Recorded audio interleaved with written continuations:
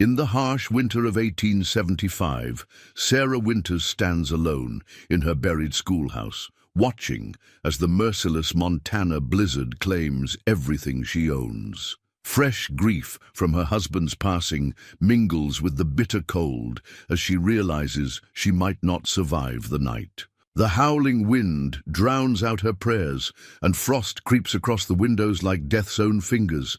But fate has other plans. Through the whiteout appears a figure on horseback, James Crawford, the mysterious frontiersman whose vast lands and solitary nature have sparked countless tales across the territory. What secrets lie behind the walls of his isolated cabin, and can two broken souls find healing in each other's company? Before we jump back in, tell us where you're tuning in from. And if this story touches you, make sure you're subscribed, because tomorrow I've saved something extra special for you.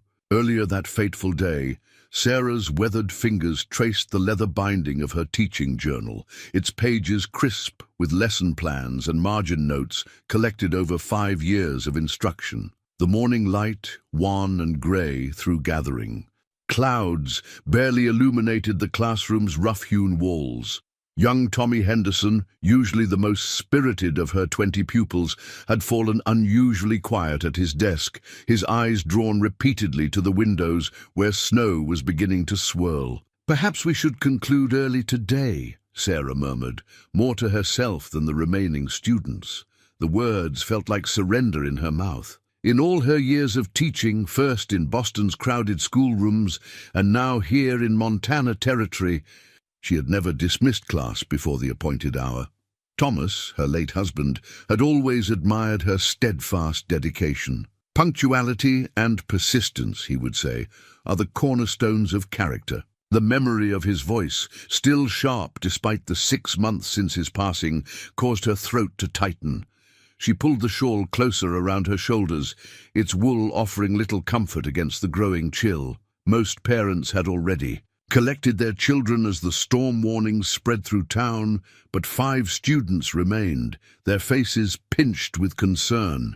"Miss Julia," she called to the oldest girl, "please help the younger ones gather their things." The 13-year-old nodded, her natural leadership emerging as she assisted the smaller children with buttons and scarves. Sarah watched them, thinking how Julia had grown since that first day she'd arrived at the schoolhouse, shy and uncertain after her family's long journey west. Through the fogging windows, Sarah could see Mrs. Peterson approaching, her sturdy form leaning into the strengthening wind. "Tommy, Emily, your mother's here," Sarah announced, relief coloring her voice. The siblings scrambled to collect their books, their boots clumping heavily on the wooden floor. At the door, Mrs. Peterson's weather-worn face creased with worry.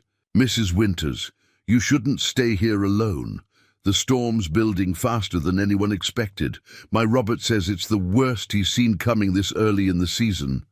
Sarah forced a smile she didn't feel. "I'll be fine, Mrs. Peterson. James and Catherine's father should be along shortly." She gestured to the remaining children, the youngest of whom was already fighting tears. "We'll keep warm until then." But as the hours crept by and the light diminished, no other parents appeared.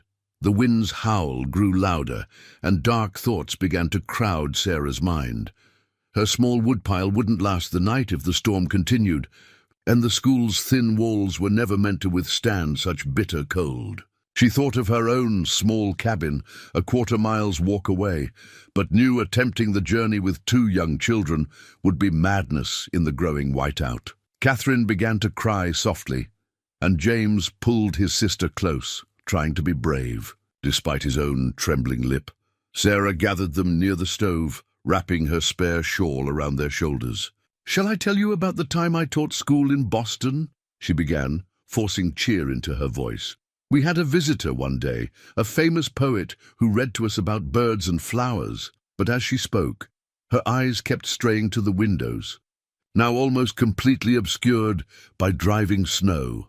The last grey light was fading, and with it, Sarah felt her hope diminishing as well. She reached for her journal again, its familiar texture anchoring her to reality as the storm raged beyond the walls. In its pages, between carefully penned multiplication tables and grammar exercises, lay the preserved flower Thomas had given her on their last spring together. The petals, once vibrant blue, had faded to a delicate lavender. She thought of him then, of his steady hands building this schoolhouse, of his dreams for their future in this wild territory. "Watch over us," she whispered, though whether to Thomas's memory or to God she wasn't certain. The children had grown quiet, huddled together in the growing darkness. Sarah struck a match with trembling fingers, lighting the last of their candles. The flame's weak glow caught the frozen patterns growing on the window panes, transforming them into ghostly gardens of ice. She knew then, with growing certainty, that they were truly trapped, their fate now at the mercy of the merciless Montana winter. The brass school bell hung silent above them, its rope swaying gently in drafts that shouldn't exist. Sarah had rung it 3 times already, hoping its clear voice would carry through the storm to whoever might be searching for James and Catherine. But each time, the wind had torn away its call, scattering the sound into the whiteout beyond. "Miss Winters," Catherine's voice quavered in the candlelight, "tell us about Mr. Crawford again." The girl huddled closer to her brother, their shared blanket pulled tight. "Father says his house has glass windows from back east." Sarah settled beside them, conserving the candle's precious light. She'd heard the stories too. Everybody had. James Crawford owned half the territory's timberland, though few had ever seen him. Some said he'd made his fortune in railroad stocks. Others whispered about gold strikes in California. What was known was that he lived alone in a grand house, somewhere in the hills, appearing in town only to conduct business. "They say his library has more books than the one in Helena," James added, his young voice warming to the distraction. "And Mary Beth told me he has a real piano, though nobody ever plays it." Sarah smiled, despite their dire situation. Trust children to find wonder in mystery.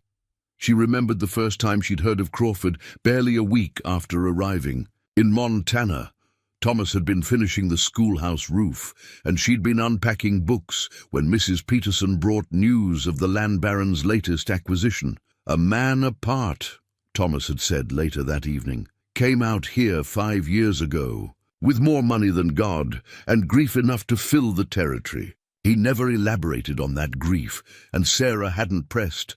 The West was full of such stories, lives broken and remade in these vast spaces. The candle guttered, casting strange shadows. Catherine had dozed off against her brother's shoulder, but James remained alert, his eyes reflecting the tiny flame. "Father says Mr. Crawford's house never wants for anything," he whispered, "even in the worst winters." Sarah checked their own dwindling supplies. The stove's heat was fading, and they had barely enough wood for another hour. Outside, the storm's voice had changed, becoming deeper, more threatening. The windows rattled in their frames, and somewhere in the darkness, something cracked. A tree branch, perhaps, or something worse. She thought of her own small cabin, probably already half buried in snow. After Thomas died, she'd stayed on only because of the children, because this schoolhouse represented everything they'd dreamed of building together. Now, watching the frost creep across the floorboards, she wondered if she'd been foolish to remain alone. Catherine stirred in her sleep, whimpering. When Sarah touched her forehead, the skin felt too warm. James looked up, fear finally breaking through his brave facade. "She gets sick easy," he said. "Ever since Mother died." The words hung in the frigid air. Sarah pulled the children closer, sharing what warmth she could. Beyond the walls, the storm howled its ancient song of isolation and despair. She thought of James Crawford in his fine house with its glass windows and unplayed piano. What kind of man accumulated such wealth only to live in solitude? What grief could drive someone to build a fortress against the world? The candle sputtered, threatening to die. In its last light, Sarah saw frost patterns growing across the window panes like skeletal fingers reaching inward.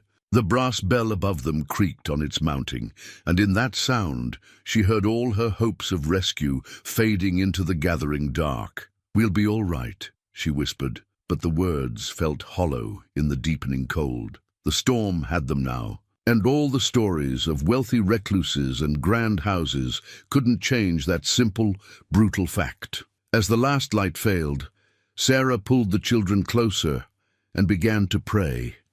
Not for herself, but for these two innocent souls entrusted to her. Care on this terrible night. Sarah's fingers trembled as she unwound the hand-knitted scarf from her neck, Thomas's last Christmas gift to her. The wool still held his scent, or perhaps that was just her imagination desperately clinging to memory. Either way, she couldn't let Catherine shiver while this small comfort remained. As she wrapped the scarf around the feverish child, Sarah whispered the same prayer her husband had taught her for difficult times. "The Lord is my shepherd." The girl's skin burned despite the room's penetrating cold. James had finally succumbed to exhaustion beside his sister, their breath forming small clouds in the darkness. The last candle had died an hour ago, leaving only the faint, blue-white gleam of snowlight filtering through the frosted windows. "I shall not want," Sarah continued, though want surrounded them. They wanted for heat, for light, for rescue. The stove had gone cold, their final piece of wood nothing but ash and dying embers. She'd already burned her lesson books and the kindling she'd stored for winter, but it hadn't been enough. Nothing was enough against this kind of cold. Sarah tucked Thomas's scarf more securely around Catherine's neck, remembering how he'd knitted it during long evening hours last winter. "You'll need something warm," he'd said, his eyes already holding the shadow of the illness that would take him in spring. Montana winters show no mercy to gentle souls. He'd been right about that. The territory's beauty had drawn them west, its soaring mountains and endless skies promising adventure and possibility. But its dangers were equally vast. Thomas had understood that better than she, having grown up in Minnesota's harsh climate. He'd tried to prepare her, teaching her to split wood and bank fires, to read weather signs and store provisions. A violent gust rattled the schoolhouse, and Sarah felt new drafts cutting through her dress. Somewhere in the walls, timber groaned. Ominously, Catherine moaned in her sleep, and Sarah pressed her palm against the child's forehead, alarmed at the heat she felt there. "He maketh me to lie down in green pastures," she whispered, but the words caught in her throat. Summer's green pastures felt like a distant dream now. Even her memories of Thomas were becoming harder to grasp, as if the cold were freezing them away, crystal by crystal. The first signs of frostbite had appeared on her fingers. Angry red, patches warning of worse to come. She tucked her hands under her arms, knowing she should keep moving, but lacking the strength. The children's faces had taken on a frightening pallor, their cheeks touched with the same telltale redness. "He leadeth me beside the still waters." Sarah's voice cracked. No still waters here, only the storm's relentless fury. She thought of her journey west, of Thomas's quiet confidence as they'd faced each new challenge. "You have pioneer spirit," he'd told her. But what good was spirit against nature's raw power? The windows had nearly frosted over completely now, transforming the schoolhouse into a tomb of ice. Sarah forced herself to stand, to stamp her feet, to fight against the seductive pull of sleep that accompanied deep cold. Thomas had warned her about that too, how freezing was a quiet death, promising peace but delivering only oblivion.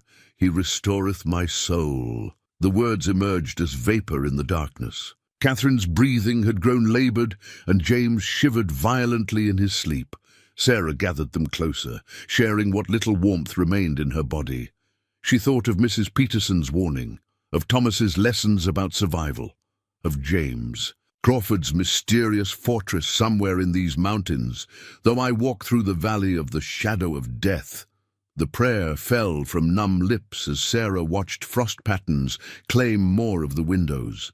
Each breath was an effort now, the cold air burning in her lungs. She wrapped Thomas's scarf more tightly around Catherine's neck, remembering her husband's patient hands working the needles, loop by loop, row by row, crafting this last gift of protection. I will fear no evil. But fear was all she had left. As the storm howled its triumph and the darkness deepened around them, the first sign of salvation came as a shadow, darker than darkness itself, moving across the frosted windows. Sarah might have missed it entirely if she hadn't been staring at that exact spot, watching ice crystals form in the depths of her despair. The shape passed again, more deliberate this time, and something heavy struck the schoolhouse door. "Hello?" Her voice emerged as barely a whisper, her throat too cold to manage more. The children stirred fitfully but didn't wake. The pounding came again, and with it, a sound that might have been a voice calling through the storm. Sarah tried to stand, but found her legs unwilling to cooperate. The door shuddered in its frame, ice cracking around its edges. Then, with a blast of wind and swirling snow, it burst open, revealing a towering figure wrapped in furs. The man's beard was crusted with ice, his eyes dark beneath a snow-laden hat brim. A worn leather saddlebag hung at his side, and his movements, as he stepped into the room, spoke of careful deliberation. This was someone used to measuring each action, someone who understood the weight of consequences. "James Crawford," he said simply, his voice deep but gentle, like distant thunder. His gaze took in the scene, the cold stove, the huddled children, Sarah's desperate attempt at dignity, even in extremis. Something flickered in those eyes, something that might have been recognition or memory. "The children," Sarah managed to say. "Catherine has fever." Crawford moved with surprising grace for such a large man. He knelt beside the siblings, one gloved hand touching Catherine's forehead. From his saddlebag came a flask, then a small tin of what proved to be peppermint salve. "For her breathing," he explained, applying it beneath the girl's nose. "My wife." He stopped, as if the words had frozen in his throat, then continued more softly. "My late wife was a healer." The revelation hung in the air between them, so this was part of his mystery, a loss that mirrored her own. Sarah watched as he tended to the children with practiced care, his huge hands surprisingly gentle. When he offered her the flask, the brandy inside burned life back into her frozen throat. "My horse can carry the girl," he said, rewrapping Catherine in Thomas's scarf and adding his own outer coat. "The boy can ride behind me. You'll have to walk, but I'll break trail." He spoke with the quiet authority of someone accustomed to solving problems, to taking responsibility for others' lives. "The storm," Sarah began, but Crawford shook his head. "Will get worse before it gets better. We have maybe an hour before. Full dark, and my cabin is the closest shelter." He lifted Catherine as if she weighed nothing, then turned those dark eyes on Sarah again. "Can you walk?" She nodded, though she wasn't entirely sure it was true. As if reading her doubt, Crawford produced a pair of worn wool mittens from his saddlebag. "Put these on. Your hands are already showing frost." The mittens, when she pulled them on, carried the same faint scent of peppermint as the salve. Outside, the storm was a living thing, all howling fury and stinging ice. Crawford's horse, a massive black stallion, stood patiently in the shelter of the schoolhouse wall, steam rising from its flanks. With careful efficiency, Crawford secured Catherine in front of the saddle, then helped James mount behind. The boy's face showed equal parts fear and awe as he gripped the back of Crawford's heavy coat. "Stay close," Crawford instructed Sarah, taking up the horse's reins. "Step where I step. If you fall behind, call out, don't try to be brave." Something in his tone suggested he'd learned this lesson the hard way. They set out into the white chaos, Crawford breaking trail as promised, his broad shoulders parting the snow like a ship's prow through heavy seas. Sarah focused on his boots, putting her feet in each depression he left. The wind tried to steal her breath, but the mittens kept her hands warm enough to maintain feeling. Through the swirling snow, she caught glimpses of Crawford's face as he turned to check on her.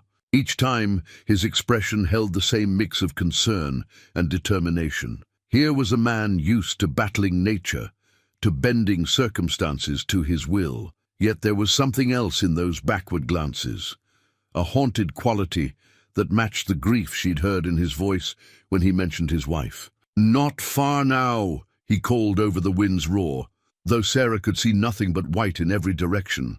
She stumbled, and his hand shot out to steady her, strong as iron through the thick gloves. Their eyes met briefly, and in that moment, Sarah saw past the frost and fur to something that made her heart catch. Not handsome exactly, but compelling. A face carved by solitude and marked by some great sorrow, yet not defeated by either. Crawford's cabin emerged from the whiteout like a dream, far larger than Sarah had expected, its solid timber walls and steep-pitched roof speaking of careful craftsmanship. Warm light spilled from windows that were, indeed, real glass from back east, and smoke rose straight and strong from two stone chimneys despite the wind. Inside, the contrast with their frozen ordeal was almost overwhelming. Heat from a massive stone fireplace struck Sarah's cold face like a physical blow, and the sense of wood smoke, leather, and something cooking made her dizzy with relief. Crawford carried Catherine straight to a bed in an alcove, efficiently, stripping away wet clothes and wrapping her in thick quilts. "There's an antique chest in the corner," he directed Sarah, his voice steady. "Blue quilt on top.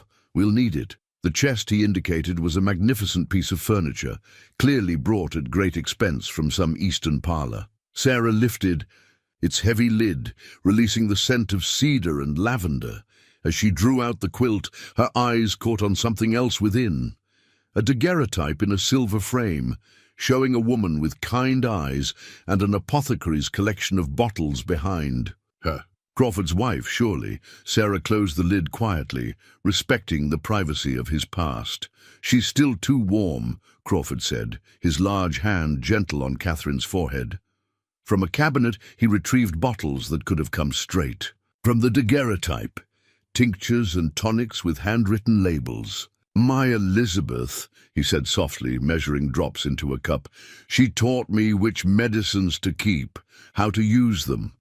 Said no one should suffer if knowledge could prevent it." The name hung in the air between them. Sarah helped James out of his wet clothes, settling him near the fire with a cup of hot tea that Crawford somehow had ready. The boy's eyes were huge as he took in the cabin's interior, the walls lined with books, the promised piano in one corner, maps and scientific instruments, arranged on massive wooden tables. "Your wife," Sarah ventured carefully. "She was a doctor." Crawford's hands stilled momentarily on the medicine bottles. "Not officially. No college would train a woman then, but she learned from her father, and she had a gift."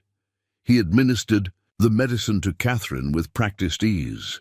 The frontier needed healing more than it needed degrees. Sarah saw how his cabin reflected that healing mission. Herbs dried in bunches from the rafters, shelves of medical texts mixed among the other books, clean bandages stored alongside fine linens.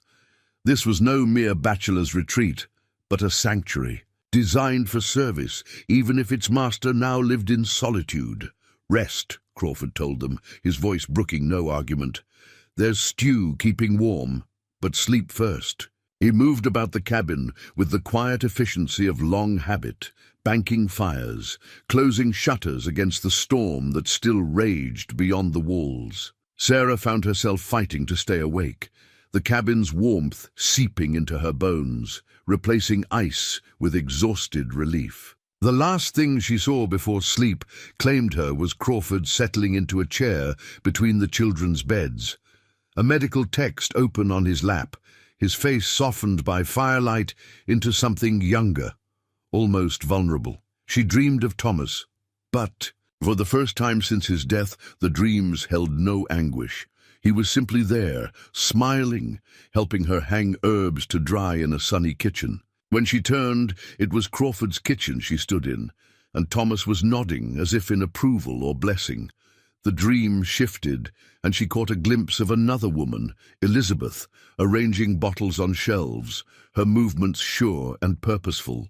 Their eyes met briefly, and Sarah felt rather than heard the message, knowledge given in love was never truly lost. Healing could work in many ways. Sarah woke briefly in the night to find Crawford still at his post, his head bent over the book, one hand resting protectively near Catherine's smaller one. The fire had burned low, casting his face in shadow, but she could see his lips moving slightly as he read, as if committing each word to memory was an act of devotion to both the present and the past. Dawn arrived as a gradual brightening behind frost-covered windows. The storm having spent its worst fury in the night, Sarah woke to find Catherine's fever finally broken, the girl sleeping peacefully beneath the blue quilt. Crawford had moved to the kitchen, his broad shoulders silhouetted against the fireplace as he prepared what smelled like coffee and fresh bread. "You bake," Sarah said, the simple observation carrying a weight of surprise that made Crawford's lips twitch slightly. Elizabeth insisted everyone should know how to feed themselves properly. He placed a steaming cup before her, said it was as important as any medicine. His hand lingered briefly on the worn map spread across the table, a detailed survey of his lands, marked with notations in two distinct hands. Sarah recognized the territory around her schoolhouse, now just a small dot in a vast expanse of Crawford holdings. "You've built something remarkable here," she said, studying the carefully drawn boundaries and notes about timber stands, water sources, and grazing lands. Built it with her. Crawford's voice held an echo of old pain, but also something else, pride.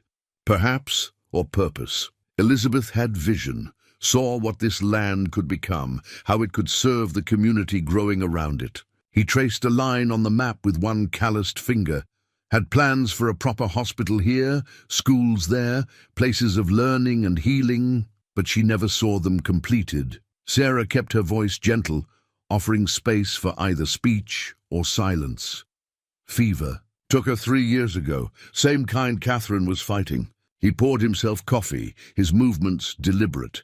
After, well, the work remained, even if the dream felt hollow. Sarah thought of her own struggles after Thomas, how the schoolhouse had become both refuge and purpose, sometimes carrying on as its own kind of tribute. Crawford's eyes met hers, holding a flash of recognition. "Your husband? He built that schoolhouse? Every beam and board." Sarah smiled at the memory. Said education was the future of the frontier. That and medicine. He would have admired Elizabeth's vision. They sat in comfortable silence, the map between them like a shared history. James stirred in his bed by the fire, and Crawford rose smoothly to check on him. Sarah watched as this supposedly fearsome recluse tenderly felt the boy's forehead, adjusted his blankets with practiced care. "They'll need to stay at least another day," he said, returning to the table. "The storm's still heavy, and Catherine, you should rest." He hesitated, then added, "There's space enough if you're willing to stay as well." The offer held no pressure, just simple practicality, yet Sarah felt something shift in the air between them. "I would appreciate that," she said carefully, "though I don't wish to impose. No imposition." Crawford began laying out breakfast things with the same quiet efficiency he brought to everything. Elizabeth would have... He stopped, then tried again. "The house has been too empty." Sarah rose to help him, their movements falling into an easy rhythm as they prepared the morning meal. When Catherine woke, alert and hungry for the first time since the fever took hold, Crawford's smile transformed his entire face. It was like watching winter thaw into spring, subtle but profound. Over breakfast, he surprised them all by asking James about his studies, showing genuine interest in the boy's stumbling explanation of arithmetic and geography. Sarah found herself drawing parallels between Crawford's gentle questioning and Elizabeth's teaching methods she must have used in her healing work. "You miss it, don't you?" she asked later, as they watched the children dozing by the fire. "Having people to care for?" Crawford was silent for a long moment, his eyes on the flames. "Didn't realize how much until now," he finally admitted. And in his voice, Sarah heard the first real thaw of his long winter of solitude. The discovery came naturally, as Sarah helped Crawford organize his medical supplies that afternoon. A leather-bound volume of Wordsworth had fallen behind the herb cabinet, and when she retrieved it, The pages fell open to pressed wildflowers. And margin notes in a delicate hand. Elizabeth's favorite, Crawford said quietly, taking the book with reverent care.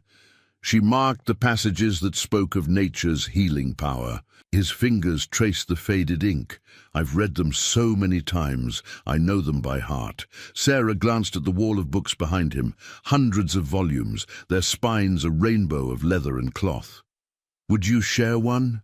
Something shifted in Crawford's expression, like sunlight breaking through clouds. He turned to a dog-eared page and began to read, "The best portion of a good man's life, his little, nameless, unremembered acts of kindness and love." His voice, rich and deep, gave the familiar words new meaning. Sarah found herself drawn, not just to the poetry, but to the man revealing himself through another's verses. When he finished, the silence held a different quality than his usual reserve.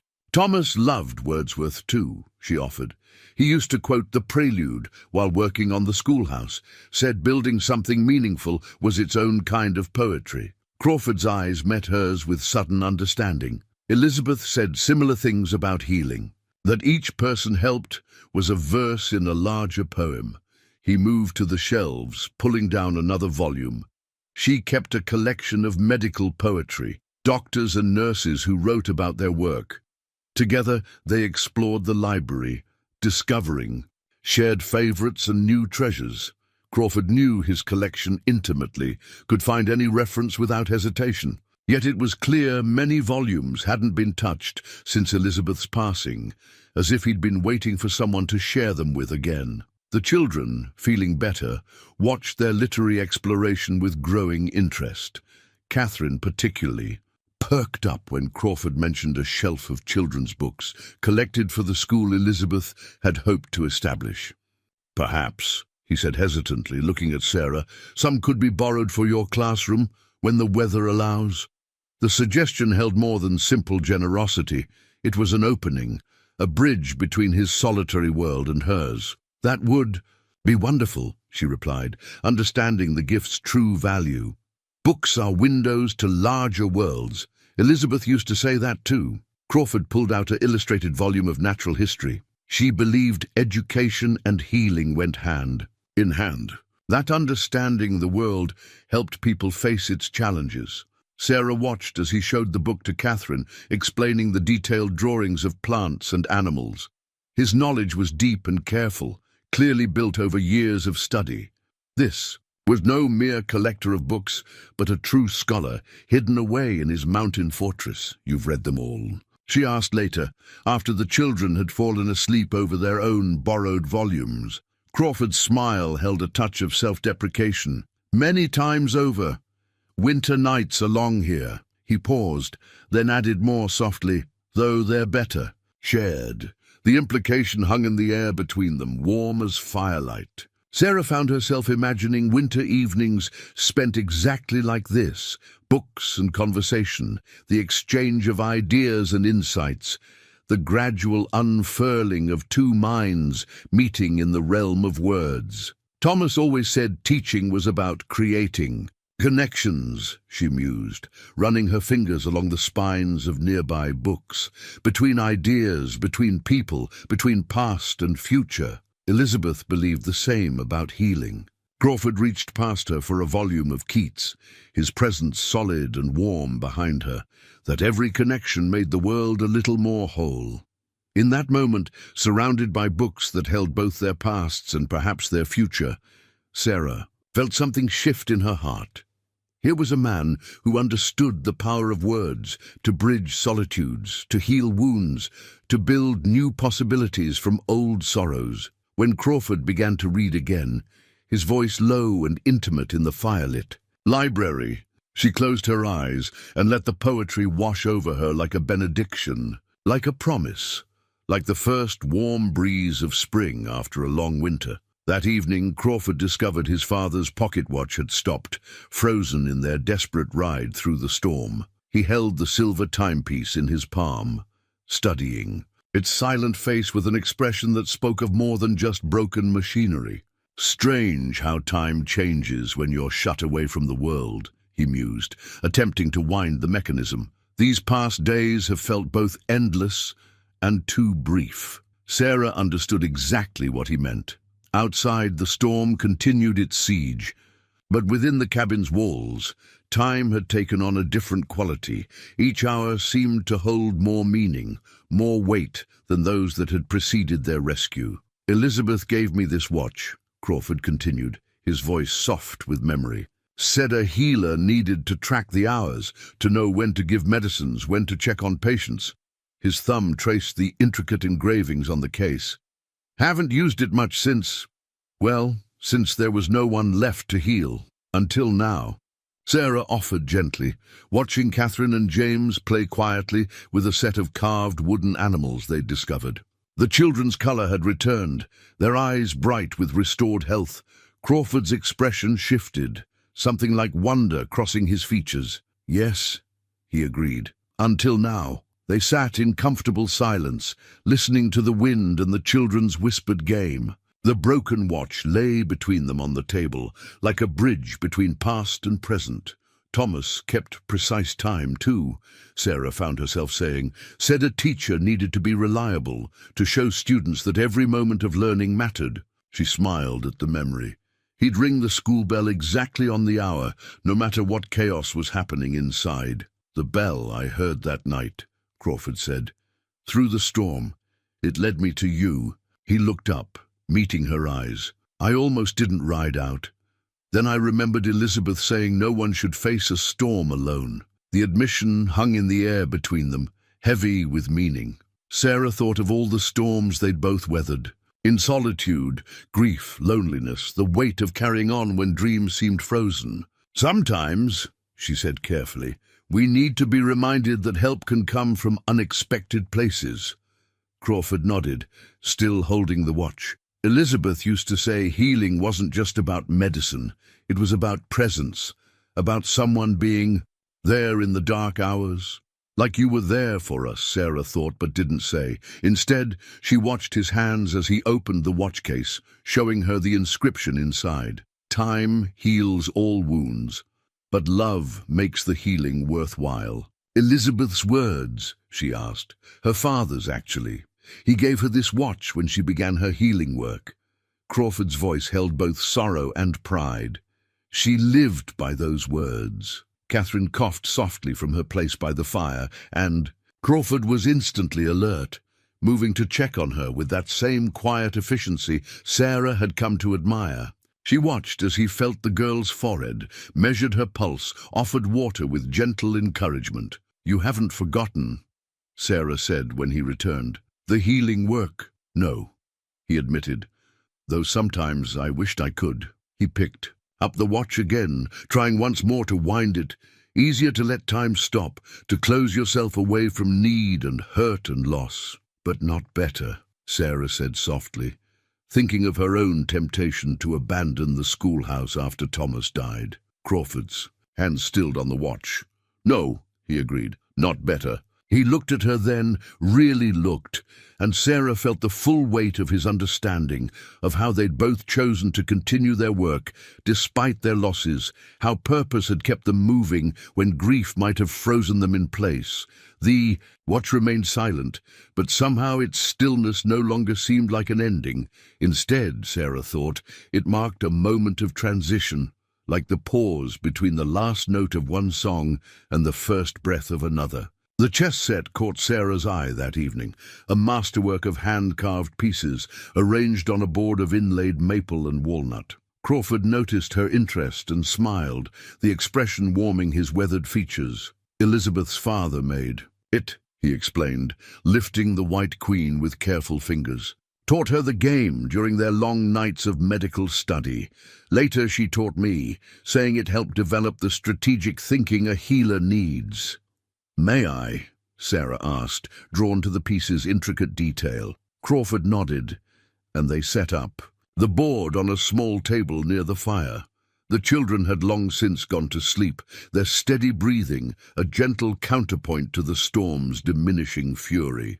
Thomas tried to teach me once, Sarah admitted, moving a pawn. I'm afraid I wasn't the most patient student. Crawford's answering move was unhurried. considered. Patience comes with understanding the larger pattern. His fingers lingered on the piece, and Sarah found herself watching their careful strength, thinking of how those same hands had tended Catherine's fever, prepared their meals, held firm against the storm. Like teaching, she offered, studying the board, seeing how small lessons build toward greater knowledge or healing. Crawford's voice held a note she hadn't heard before, something warm and immediate, recognizing how each treatment contributes to recovery. He paused, then added softly, or how separate lives might align to create something new. The words hung in the air between them, weighted with possibility. Sarah made her next move without really seeing it, more aware of Crawford's presence. Across the board than the game itself.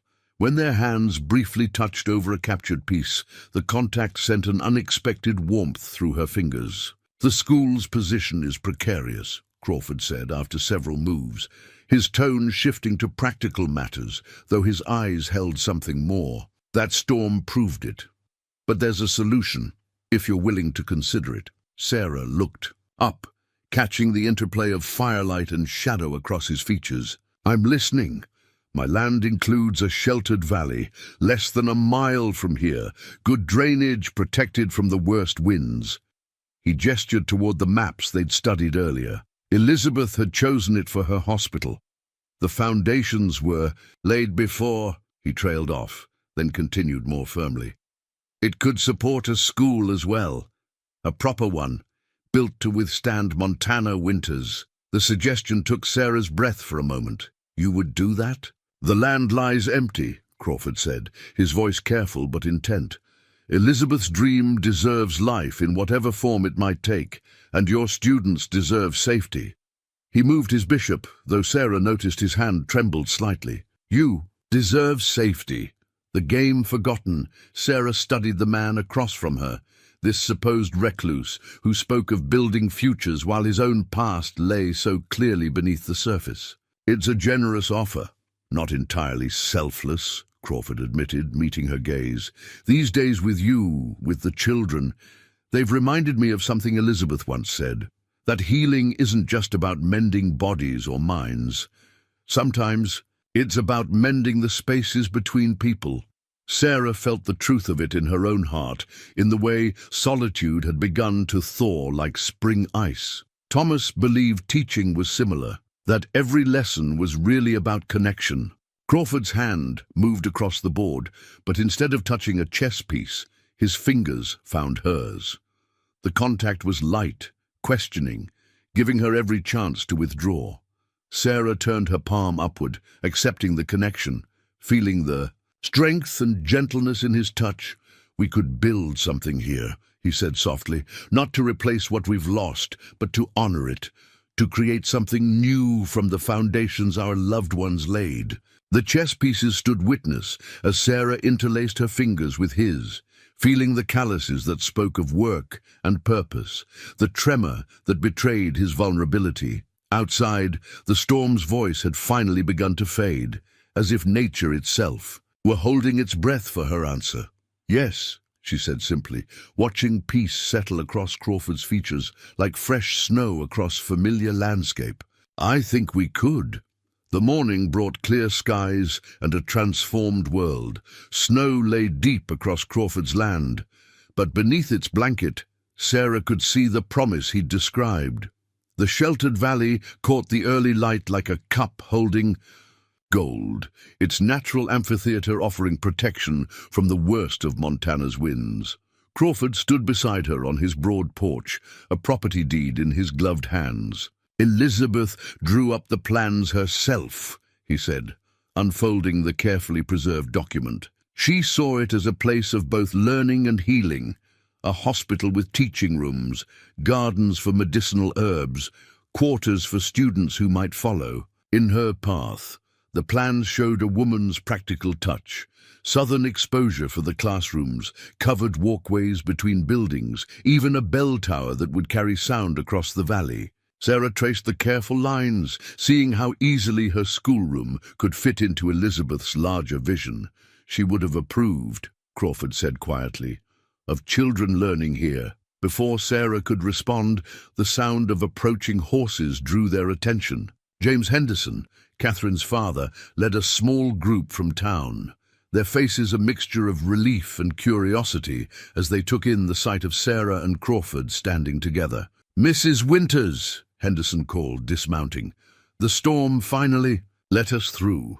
We've been sick with worry." His eyes moved between them, noting their proximity, the shared document in their hands. "Mr. Crawford, we are grateful for your assistance." Crawford's posture had stiffened slightly, but his voice remained steady. "Your children showed remarkable strength.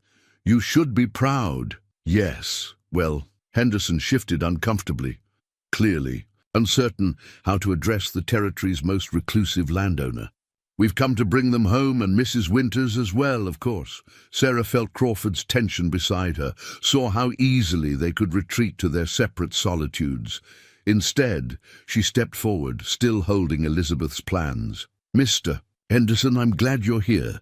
There's something the town council should consider." Over the next hour, as Catherine and James reunited with their father, Sarah and Crawford presented Elizabeth's vision and their adaptation of it. The other riders, including 2 council members, gathered around the drawings spread on Crawford's broad table.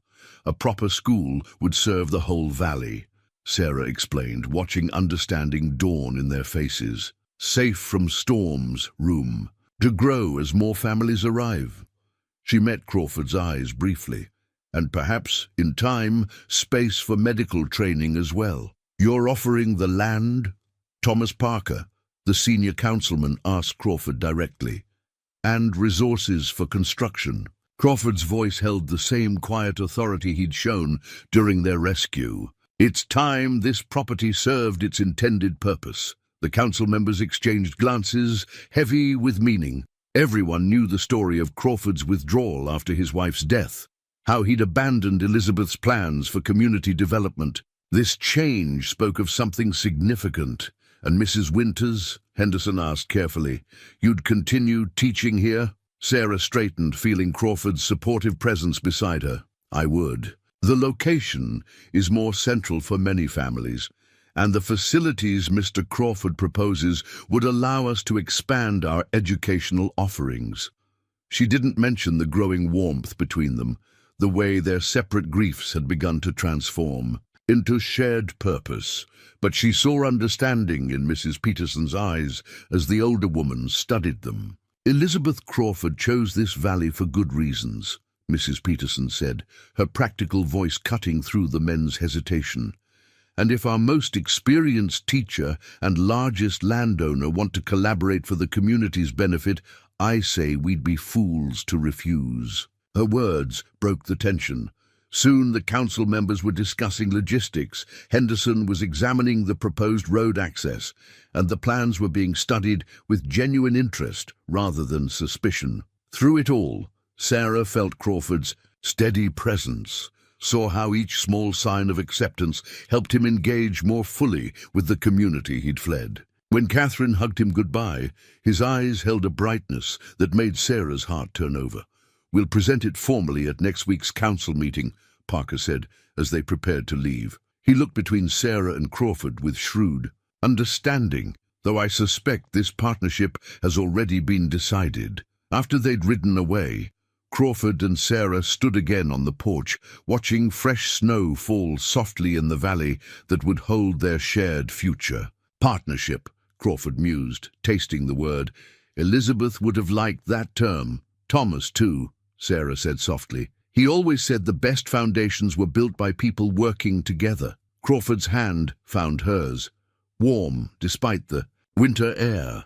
"Shall we begin?" he asked, and in his voice Sarah heard all the questions and promises that single phrase contained. The newspaper clipping fell from between the pages of Elizabeth's medical journal, yellow with age, its edges worn soft with handling. Sarah caught it before it could flutter into the fire, and her heart stopped at the headline, "Fever Claims 20 in Mining Camp Tragedy." Crawford stood in the doorway, his figure silhouetted against the afternoon light. "I wondered when you'd find that," he said quietly. "Elizabeth kept it as a reminder of why we came here." The article told a devastating story, a remote mining camp struck by typhoid, the nearest doctor 3 days' ride away. A young woman, Elizabeth, who tried to save them with her father's medical knowledge, and her new husband, James Crawford, who watched helplessly as she worked herself to exhaustion, trying to stem the deadly tide. "You were there," Sarah said softly, reading between the stark lines of newsprint. "This was what brought you to Montana." Elizabeth said we could do more good here, establish proper medical care before more settlements grew. Crawford moved to the window, his voice distant with memory. "We had the means. My railway investments had proved fortunate. She had the knowledge, the vision." He pressed his palm against the cold glass. What she didn't have was time. The weight of his words hung in the air. Sarah thought of Thomas, of how quickly influenza had taken him, how powerless she'd felt watching him slip away. The fever that took her, she ventured carefully, was it like Catherine's? Similar. Crawford turned, and Sarah saw the old pain etched in his features. Elizabeth had been treating a family out near Miller's Creek. 3 days of riding through, spring storms to reach them. By the time she returned, his voice caught. "I knew everything she'd taught me about healing, had all her father's books and medicines. But I couldn't save her." Sarah set the clipping aside and crossed to him, drawn by the raw hurt in his voice. "Is that why you stopped practicing medicine?" "Partly." He accepted her presence beside him, their shoulders barely touching. "But mostly because I couldn't bear to fail anyone else that way. Easier to close the gates, tend only to my own needs. Until the storm brought us to your door. Until then." His hand found hers, clutching it like an anchor. Watching Catherine fight that fever using Elizabeth's medicines, her methods, it was like her hand was guiding mine, like she'd been waiting for me to remember why we came here. Sarah understood suddenly why he'd been so certain in his care of Catherine, why his grief hadn't paralyzed him in that crucial moment. You couldn't save Elizabeth, but you could save another child. Using everything she taught you, yes. The word came out rough with emotion. But seeing you with the children, watching you teach despite your own loss, it showed me something else Elizabeth tried to tell me. That healing isn't just about medicines and procedures. It's about being present, about continuing the work, even when it hurts. Sarah thought of her own darkness after Thomas died, how the children's needs had drawn her back to life. "Teaching saved me," she admitted. "Having to be there each day, seeing them learn and grow. It gave me purpose when grief would have closed me away, like you've given me purpose again." Crawford's voice held a new note, something like wonder or awakening. "But Sarah, I need you to understand, Elizabeth will always be part of this place, of who I am, as Thomas will always be part of me and my work." She turned to face him fully. "They shaped us, James, taught us how to love, how to serve, how to endure. Asking us to forget them would be like asking us to forget ourselves." Something eased in Crawford's stance, a tension he'd perhaps been carrying since the storm forced him to act as healer again. His fingers tightened on hers. "When I saw you in the schoolhouse that night, fighting to protect those children, you reminded me of her, not in looks or manner, but in spirit, in the strength of your dedication. And you," Sarah said softly, "had Thomas's same instinct to help, to build something lasting for others." She touched the newspaper clipping gently. "Perhaps they led us to each other, knowing we could help heal not just others, but ourselves." Crawford's other hand came up to cup her cheek, and in his eyes Sarah saw past and future meeting, shadow and light merging into something new and beautiful and whole. Sarah discovered the first crocus pushing through the melting snow near Elizabeth's old herb garden. Its purple petals seemed almost impossibly brave against the lingering patches of white, a harbinger of warmth to come. She knelt beside it, remembering Thomas's delight in these early blooms. "Elizabeth planted those," Crawford said, coming up behind her, "said they were nature's promise that winter always ends." He carried surveying equipment, stakes and line for marking the school's foundation. The valley had begun to emerge from its winter shroud, revealing the gentle contours that had first caught Elizabeth's eye. "They're perfect here," Sarah said, watching him set down his burden. "Protected by the valley walls, just like she planned." The morning sun caught his face as he knelt beside her, and she saw how the months since the storm had softened something in his features, smoothed away some of the harsh loneliness. "The town council approved the final plans yesterday," he said, his voice warm with satisfaction. "We can break ground as soon as the frost leaves the earth." His hand found hers naturally now, their fingers twining with familiar comfort. "Though, I admit, I'll miss having you and the children here." They'd been holding classes in his library through the winter months, the space transformed by young voices and eager minds. Sarah had watched Crawford gradually drawn into the lessons, sharing his knowledge of science and medicine, his deep love of literature kindling similar sparks in his young students. "It won't be far," she reminded him, though she too felt a pang at the thought of leaving the home that had sheltered them through the darkest days. "And you'll be overseeing construction." "We both will." His thumb traced patterns on her palm.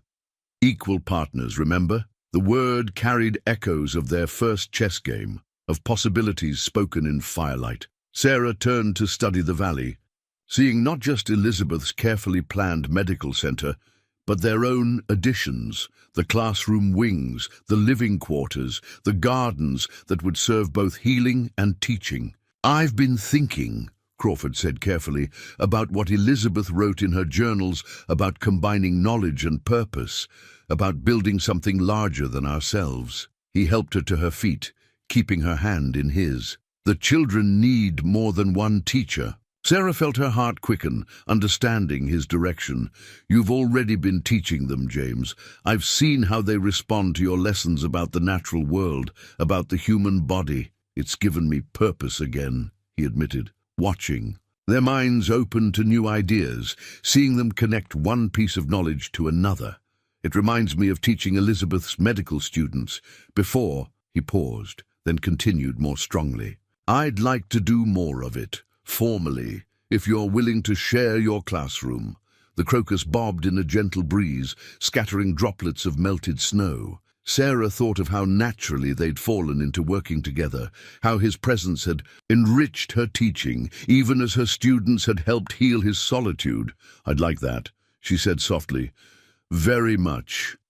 His smile transformed his whole face, reminding her of that first thaw she'd witnessed in him. "Then perhaps," he said, his voice holding that same careful hope she'd come to cherish, "we might consider sharing more than just a classroom." Sarah felt the weight of his meaning, saw it in his eyes as he turned to face her fully. Around them, the valley lay open to spring sun, Elizabeth's crocuses pushing through winter's last hold like hope made tangible. "Yes," she said simply, and watched joy dawn across his features like sunrise on new snow.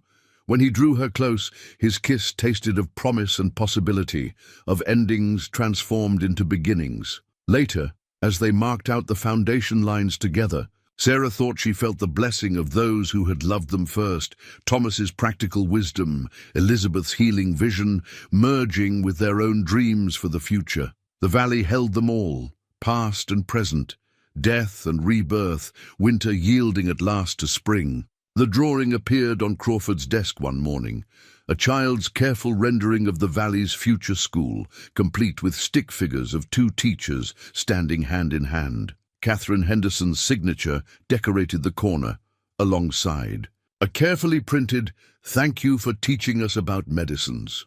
Crawford touched the paper gently, and Sarah watched emotion flicker across his face. "Elizabeth kept a collection of thank you notes," he said softly, "from families she'd helped. I never thought I'd receive one of my own." The past weeks had transformed Crawford's library into a true classroom. Children sprawled on thick carpets, reading from his collection of natural histories. Anatomical drawings from Elizabeth's medical texts hung alongside grammar charts, while dried herbs from her garden provided lessons in both science and healing. "You're a natural teacher," Sarah said, watching him prepare for the day's lessons. His large hands moved with surprising delicacy as he set up the microscope, Elizabeth's prized possession, that had captivated their students with views of an invisible world. "I had excellent examples," he replied, glancing at her with warmth. "Elizabeth taught me that healing requires patience and clear explanation. You've shown me how to make knowledge accessible to young minds." He straightened as voices approached outside. "And the children, they teach me something new every day." The class filed in, no longer intimidated by the grand house or its once reclusive owner. They brought with them the sounds and energy of youth, something Crawford's home had long forgotten. Sarah saw how he straightened, came alive in their presence. "Today," he announced, "we'll learn about the human heart." He caught Sarah's eye briefly, his own heart evident in his gaze, both its physical structure and its capacity for healing. The lesson unfolded like a flower opening to sun. Crawford guided small hands to feel their own heartbeats, explained how the muscle worked tirelessly to sustain life. Sarah added her own insights about emotional hearts, how they could break but also mend, how they could expand to hold new love alongside cherished memories. Mrs. Peterson, arriving early to collect. Her youngest paused in the doorway to watch. Her shrewd eyes took in the scene, Crawford demonstrating circulation using red and blue ribbons, students completely engaged, Sarah moving naturally alongside him to support their shared lesson. "You've done good here," the older woman said, quietly to Sarah as the children gathered their things.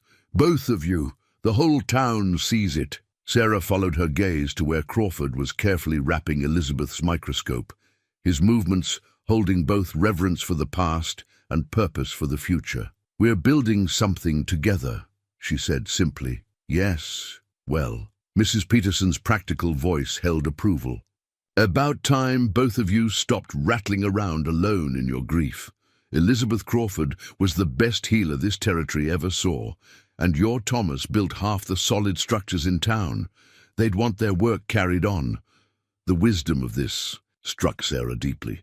They weren't erasing the past, but building on its foundation, turning solitary grief into shared purpose. She saw it in the way Crawford had begun integrating Elizabeth's medical knowledge into their lessons, how he spoke her name now with gentle remembrance rather than raw pain.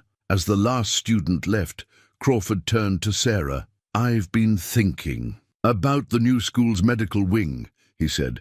"What if we offered basic healing classes for older students?" Elizabeth always said knowledge of the body's workings should be common wisdom, not locked away in doctors' offices. Thomas would say, "The same about building skills," Sarah agreed. He believed everyone should understand the structures that shelter them. She moved to help him organize Elizabeth's teaching materials. "We could offer both. A true community school." Crawford's hand brushed hers as they worked. Teaching. Not just reading and figures, but practical arts for frontier life. They stood together at the library window, watching their students head homeward through the spring sunshine. The valley below showed signs of construction, foundations beginning to emerge from thawing earth. Like the school itself, their relationship had grown naturally from shared purpose and understanding. "Catherine's drawing," Crawford said thoughtfully. "She saw us as equals, teaching together." "Children often see truth most clearly," Sarah replied, and felt his quiet laugh of agreement as he drew her closer. Sarah found her wedding ring from Thomas in a drawer while packing books for the move to the new school building. The simple gold band caught the summer light, bringing memories of another June day, another promise. She sat beside the half-filled crate, holding the ring as the morning heat built outside. Crawford found her there, his footsteps hesitating when he saw what she held.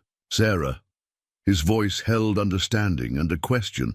"I've been thinking," she said slowly, watching sunlight play across the gold, "about promises kept and promises transformed." She looked up at him, seeing how he filled the doorway with his presence, how naturally he belonged in her life now. "Thomas and I promised till death do us part, and he kept that promise, though not in any way we'd imagined. Crawford moved to sit beside her, close enough to share warmth but not touching, giving her space to work through her thoughts. "Elizabeth and I promised the same," he said quietly. "Sometimes I wonder if she knew somehow that her work would continue through others." Sarah opened her hand, letting the ring rest in her palm. "I've kept this close, like keeping him close. But lately," she paused, finding the right words. "Lately I've realized that honoring his memory doesn't mean holding myself apart from new joy." "No," Crawford agreed softly, "it doesn't." His own hands, capable and gentle, remained folded in his lap, but she felt the full force of his attention. "Elizabeth's father told me something similar after we lost her. Said that love doesn't divide when we share it, it multiplies." The morning heat pressed against the windows, filling the room with golden light. Outside, they could hear the sounds of construction from the valley, their new future taking shape, beam by beam. Sarah closed her fingers around Thomas's ring, feeling its familiar weight one last time. "I've been afraid," she admitted, "that moving forward meant leaving him behind. But working with you, seeing how Elizabeth's presence enriches rather than shadows what we're building." She turned to face Crawford fully. "I understand now that love doesn't end. It changes form, like water flowing into new channels." Crawford's eyes held depths of emotion that made her breath catch. Sarah, just her name, but it carried volumes of meaning. His hand moved to cover hers, warm and strong around her closed fist. "You've helped me understand that too, that opening our hearts doesn't dishonor what we've lost." The ring pressed between their palms like a heated coin. Sarah felt the last of her hesitation melting away in the summer warmth. "I'd like to do something," she said, "a gesture of respect for the past and hope for the future. Would you come with me?" They walked together to Elizabeth's herb garden, now flourishing in the summer sun. The medicinal plants she'd cultivated still grew there, tended now by both their hands. Sarah knelt beside the flowering herbs, breathing in their healing fragrances. "Thomas helped me plant my first garden," she said, using her free hand to dig a small hollow in the rich earth. "He said growing things was an act of faith in the future." She opened her palm, looking one last time at the ring that had symbolized their union. "I think he'd understand this." Crawford knelt beside her, his presence solid and reassuring. Together, they buried the ring among Elizabeth's healing herbs, covering it with soil that held both their pasts and their future. Sarah felt tears on her cheeks, but they were gentle tears, cleansing rather than grieving. "Elizabeth would say," Crawford murmured, drawing Sarah against him, "that the best healing comes from honoring pain while choosing joy." His lips found her temple, then her cheek, then finally her mouth in a kiss that tasted of summer herbs. And promise, when they parted, Sarah felt lighter, as if setting down a burden she hadn't fully recognized carrying. The garden around them hummed with bees, with growth, with life continuing its eternal cycle. Crawford's arms held her securely, and in his embrace she felt not the erasure of her past love, but its transformation into something new and equally sacred. "James," she said softly, using his given name with all the weight of choosing it, choosing him. His answer was to draw her closer, their shadows merging in the summer sun, while below in the valley the walls of their shared future rose, steadily against the Montana sky. The letter appeared on Sarah's desk one crisp October morning, Crawford's strong handwriting flowing across the cream-colored paper. She recognized it as Elizabeth's personal stationery, the kind she'd used for medical correspondence, and the significance of that choice made Sarah's heart flutter. "My dearest Sarah," it began, the formal phrase warming her with its sincerity, "as we stand at the threshold of our new school's completion, I find myself thinking of other thresholds, other beginnings. Elizabeth once wrote that the best decisions are those that honor both head and heart. My head tells me that what we've built together, this partnership of purpose and understanding, makes perfect sense. But my heart, Sarah, my heart sings with something far beyond sense." She had to pause, pressing her hand to her chest as if to contain the emotion there. Through the classroom window, she could see Crawford in the valley below, directing the placement of the school's bell, salvaged from her old schoolhouse and newly restored under his careful hands. "I've watched you this past year," the letter continued, "teaching our children with such grace and wisdom. I've seen how naturally you've woven Elizabeth's healing knowledge into your lessons, how you've helped me transform my solitude into service. You've shown me that love doesn't diminish when shared, but grows stronger, like sunlight reflected between mirrors, multiplying into infinity." The autumn wind stirred fallen leaves outside, their colors echo of the flames that had brought them. Together that winter night, Sarah read on, her vision blurring slightly. The town council meets today to review the final plans for the medical wing. They'll find everything in order, every detail considered and provided for.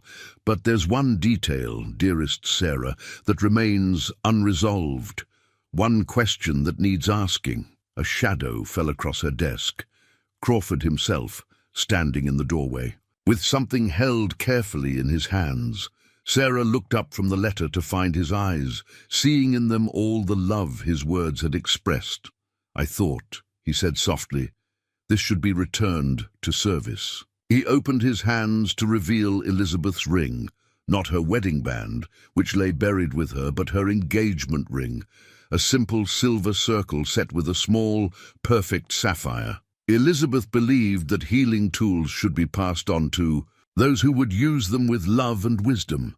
"I believe this ring is such a tool, one that can help heal the past while building our future." Sarah stood, the letter trembling in her hands. "James, Sarah Winters," he said formally, though his voice held tender warmth, "you've taught me that love is not a finite resource to be hoarded, but a living force that grows when shared.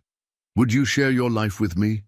Help me transform this place of solitude into a true home for healing and learning."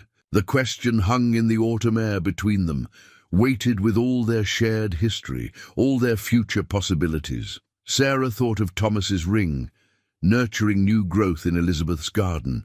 She thought of Crawford's patient hands tending, Catherine's fever of shared books and chess games, of two griefs becoming one joy.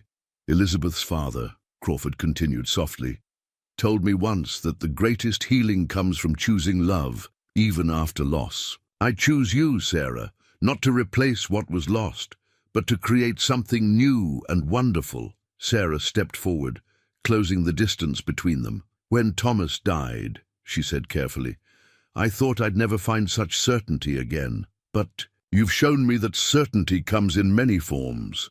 She touched the ring in his palm, feeling its cool smoothness. "Yes, James, I choose you too." The ring slipped onto her finger, as naturally as if it had been waiting for this moment. Crawford's hands trembled slightly as they held hers, and Sarah saw in his eyes the same mixture of past and present, memory and hope, that she felt in her own heart. Beyond the window, the school bell rang suddenly. One of the workers testing. "It's mounting." The clear tone carried across the valley like a benediction, like a promise. Crawford drew Sarah close, and in his embrace she felt the rightness of their choice, the perfect balance of honoring the past while embracing the future. "They would be proud," she whispered against his chest, "of what we've built here." "Yes," he agreed softly. "They would understand better than anyone how love multiplies when shared." A year to the day after the storm that had brought them together, Sarah opened a new locket, a gift from Crawford that morning. Inside, two portraits faced each other across its golden heart, Thomas on one side, Elizabeth on the other, their images sharing the space as naturally as their memories shared Sarah and Crawford's hearts. "For carrying forward," Crawford said, softly, helping her fasten it around her neck. Elizabeth would say remembrance and future hope belong together, like healing herbs in the same garden. They stood in the completed school's main hall, winter light streaming through tall windows Elizabeth had specified in her original plans. The medical wing gleamed with new equipment, while classrooms filled the other wing, exactly as they'd envisioned. Students' artwork decorated the walls, drawings of plants and their healing properties, anatomical sketches, scenes from literature they'd studied together. "It's perfect," Sarah said, touching the locket where it rested against her collar. "All of it."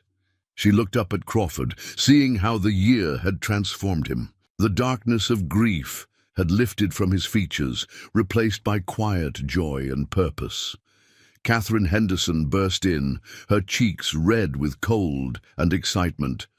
"The decorations are ready, and Mrs. Peterson says the wedding arch is just like the one in the picture from Elizabeth's book of pressed flowers." Sarah smiled, remembering how they'd found the book while packing Crawford's library for the move, Elizabeth's collection of wedding flowers, each carefully preserved with notes about their meanings. They'd chosen their decorations from those pages, incorporating both Elizabeth's botanical knowledge and Thomas's carpentry in the arch design. And look!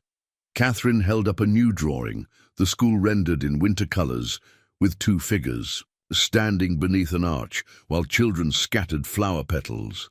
"For your wedding present, Dad helped me get the building details right."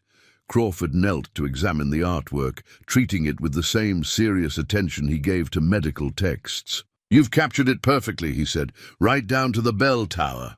The tower that now housed both Sarah's school bell and Elizabeth's old healing bell, their voices blending into one call across the valley. The door opened again, bringing a swirl of snow and Mrs. Peterson. "The storm's picking up," she announced, "but nothing like last year's, thank heaven. Still, we should finish the preparations before it gets worse." Sarah and Crawford exchanged glances, remembering another storm, another moment of transition. "We've learned to respect Montana winters," Crawford said, helping Sarah with her shawl, the new one he'd knitted himself, following Thomas's pattern, but adding his own touches of design. They walked together through their creation, past the hospital rooms ready for future patients, past classrooms where children learned both letters and healing arts, past the library that combined Crawford's books with Sarah's teaching materials and Elizabeth's medical texts. Every space held their shared vision, their combined purpose. The wedding arch waited in the main hall, crafted from valley timber and decorated with dried flowers from Elizabeth's garden. Tomorrow it would witness their formal union, though in truth they'd been joined in purpose since that first night of rescue and healing.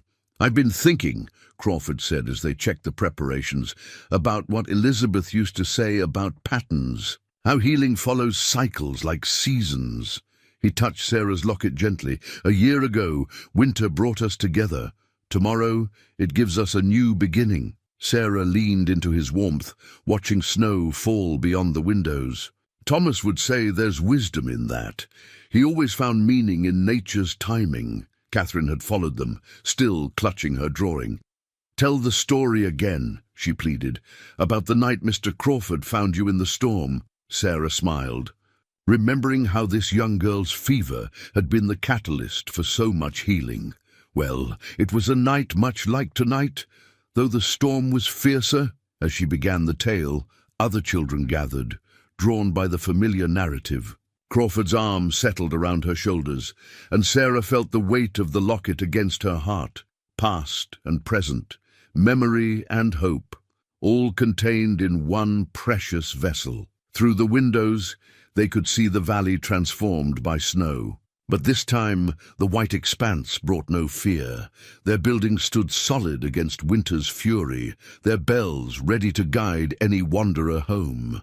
In the medical wing, Elizabeth's medicines waited to heal. In the classrooms, Thomas's craftsmanship sheltered young minds. "And tomorrow," Crawford whispered for her ears alone, "we begin our own story." Sarah touched her locket, feeling the presence of those who had loved them first. "No," she corrected gently, "tomorrow we continue it." The school bell rang clear and true across the snow-covered valley, its voice mingling with Elizabeth's healing bell in a duet of celebration. Sarah stood before the mirror in what had once been Elizabeth's study, now her own classroom, touching the locket that held 4 loves, 2 past, 2 present, all eternal. Mrs. Peterson adjusted Sarah's shawl, the one Crawford had knitted, its pattern incorporating both Thomas's traditional designs and healing herbs from Elizabeth's garden. "There," the older woman said softly, "perfect as new snow." Through the window, Sarah watched their community gathering. The town council members who had first doubted Crawford's transformation, the parents who had trusted them with their children's futures, the students who had helped heal Crawford's solitude. Catherine Henderson led the younger children in scattering dried petals from Elizabeth's garden along the path to the wedding arch. Crawford waited there, strong and sure, no longer the recluse, but a man restored to purpose. The morning sun caught the silver in his hair, and Sarah remembered how he had appeared that desperate night, a shadow against the storm, bringing rescue and, though they hadn't known it then, redemption. Their vows, when spoken, carried the weight of experience, of love lost and found again. They had chosen words that honored all their paths, healing and teaching, grief and joy, solitude and communion. As Crawford's hands clasped hers beneath the arch he had built, using Thomas's tools, Sarah felt the presence of those who had shaped their journey. The school bells rang again as they kissed, their voices carrying across the valley that had witnessed their transformation. In the medical wing, Elizabeth's medicines waited to heal future hurts. In the classrooms, Thomas's craftsmanship would shelter generations of learning. Their legacies, like their loves, had multiplied rather than divided. "Look," Catherine whispered as they turned to face their community. Through the softly falling snow, a pair of crocuses had pushed through beside the arch, Elizabeth's early bloomers, defying winter just as she had once predicted. Crawford's hand tightened on Sarah's, recognizing the sign. The bells tolled once more, and Sarah thought of cycles completed and renewed, winter bringing loss and love, spring promising rebirth, summer offering growth, autumn teaching wisdom. She and Crawford moved together into their future, carrying their past not as a burden, but as a blessing, their shared purpose stretching out before them like fresh snow waiting for new footprints. Behind them, the school stood as their monument to love's capacity for healing, for teaching, for transforming solitude into community, and above, the bells sang out across the valley, calling others home to learn, to heal, to begin again.